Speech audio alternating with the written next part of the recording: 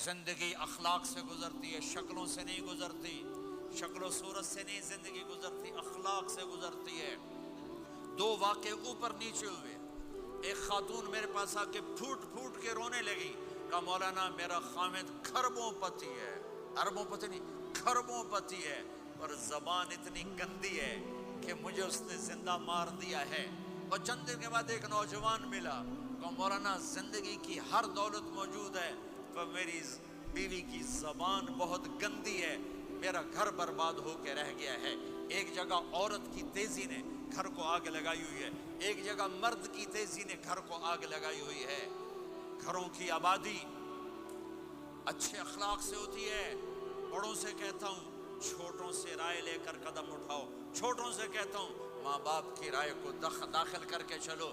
اگر دونوں میں اختلاف ہوتا ہے تو پھر تو ماں باپ سے کہتا ہوں اپنے بچوں کی رائے کو ترجیح دو، زندگی انہوں نے گزارنی ہے۔ یہ میرے نبی کی ایک پاکیزہ خوبصورت زندگی ہے۔ احباب جمع ہے میر حال دل کہلے، پھر التفات دلے دوستاں رہے نہ رہے۔ آپ ایک معاشرے میں رہتے ہیں، آپس میں لڑائیاں بھی ہوں گی، جھگڑے بھی ہوں گے، اور بہت سے ایسے ہوں گے عورت عورت سے نہیں بولتی، مرد مرد سے نہیں بولتا۔ ایک بات آپ سب سے کہتا ہوں، یہاں سے اٹھ کر سب ایک دوسرے کو جو لڑے ہوئے صلح کر لینا، ایک دوسرے کو معاف کر دینا، ایک دوسرے کے گلے لگ جانا، ایک دوسرے سے درگزر کا معاملہ کر دینا۔ اور خامد اور بیوی اگر لڑے ہوئے ہوں تو ان کی صلح اتنی طاقتور چیز ہے کہ ان کے صلح کرتے اللہ ان کے پچھلے سارے گناہ معاف کر دیتے۔ شیطان روزانہ اپنی کچہری لگاتا ہے، شیطانوں سے پوچھتے ہمیں کی کر کے آئے ہو؟ جی چوری کرائی، یوں سر ہلاتا ہے، ڈاکہ، نماز نہیں پڑھنے دی، ایک لمبی فہرست ہوتی ہے۔ ایک لنگڑا شیطان کالا جا پچھو کھلو کے آندا ہے، استاد جی میاں بیوی نے لڑایا، کہا پتر شاباش تو اگاں آ جا آ جا آ جا آ جا آ جا، اس کو گلے لگاتا ہے، اس کو پاس بٹھائے، اور کمبخت تو یہ ہے اصل کام۔ خامد اور بیوی کی لڑائی نسلیں برباد ہو جاتی ہیں، نسلیں۔ ہر کلاس میں ٹاپ کرنے والے لڑکے نے 2 دفعہ خودکشی کی کوشش کی، ماں باپ کی لڑائی، ماں باپ کی لڑائی۔ تو میرے بھائیوں اپنے نبی والے اخلاق کے ساتھ زندگی گزارنا سیکھو، سچ بولو، یہ آپ کا دیس ہے، اس کو ٹیکس پورا دو، اس کے ساتھ دھوکہ نہ کرو، اس کے ساتھ فراڈ نہ کرو، اس کے ساتھ 2 نمبری نہ کرو، دیانتداری کی زندگی گزارو، سچائی کی زندگی۔ یہاں مختلف مذاہب کے لوگ رہتے ہیں، سب کو عزت دو، سب کو احترام دو، سب کی قدر کرو۔ کون اللہ کے ہاں سہاگن ہے یہ تو موت کے بعد پتہ چلے گا، لیکن تمام کو احترام دو، تمام کو عزت دو۔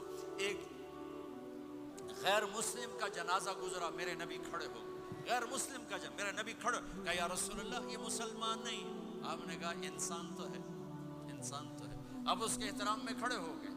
تو بھائیو تمام اہل مذاہب کو عزت دو، احترام دو، تو انشاءاللہ یہ چھوٹا سا معاشرہ ایک خوبصورت جنت کا منظر بن جائے گا۔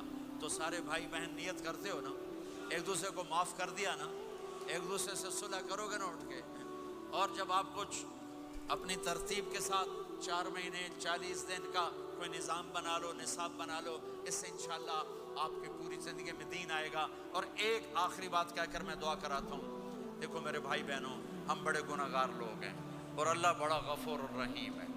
ہم گناہ گار ہیں، اللہ غفور الرحیم ہے۔ میرا اللہ کہتا ہے میرا بندہ تو اتنے گناہ کر کہ زمین سے اٹھا کر آسمان کی چھت کو لگا دے، اتنے کر کے زمین سے اٹھا کر آسمان کی چھت کو لگا دے، اس کے بعد صرف ایک دفعہ مجھ سے کہ یا اللہ معاف کر تو میں سارے ہی معاف کر دوں۔ کسی میں اتنا ظرف ہے؟ اتنے کر کے زمین سے اٹھا کر آسمان کی چھت کو لگا دے، پھر ایک دفعہ کہ یا اللہ معاف کر تو میں سارے ہی معاف کر دوں گا۔ تو میرے آپ کے تو گناہ ہی تھوڑے سے ہیں، میرے آپ کے گناہوں کی کیا حیثیت ہے؟ چند سال میں کوئی کتنے گناہ کر لے گا۔ میرا اللہ کہتا ہے زندگی بھی لے لے، طاقت بھی لے لے، زمین سے اٹھا کر آسمان کی چھت کو گناہ لگا دے، پھر ایک دفعہ آ کر کہنا یا اللہ معاف کر تو میں سارے ہی معاف کروں گا۔ تو میرے اللہ کو معاف کرنا پسند ہے، توبہ کرنا پسند ہے۔ میں ان ساری مسورات سے بھی درخواست کرتا ہوں، آپ سے بھی درخواست کرتا ہوں، آج تک جو ہم نے کیا یا اللہ میری توبہ، آئندہ تیری مان کے چلوں گا، اس کی نیت کرتے ہو سارے بھائی بہن؟ کرتے ہو تو میرے ساتھ کہو ایک دفعہ یا اللہ میری توبہ، پھر کہو یا اللہ میری توبہ، پھر کہو یا اللہ میری توبہ۔ اتنا سا کام اگر مسورات نے آپ نے دل سے کہا ہے تو رب ذوالجلال کی قسم سارے گناہ معاف ہو گئے، سب معاف ہو گئے، سب معاف ہو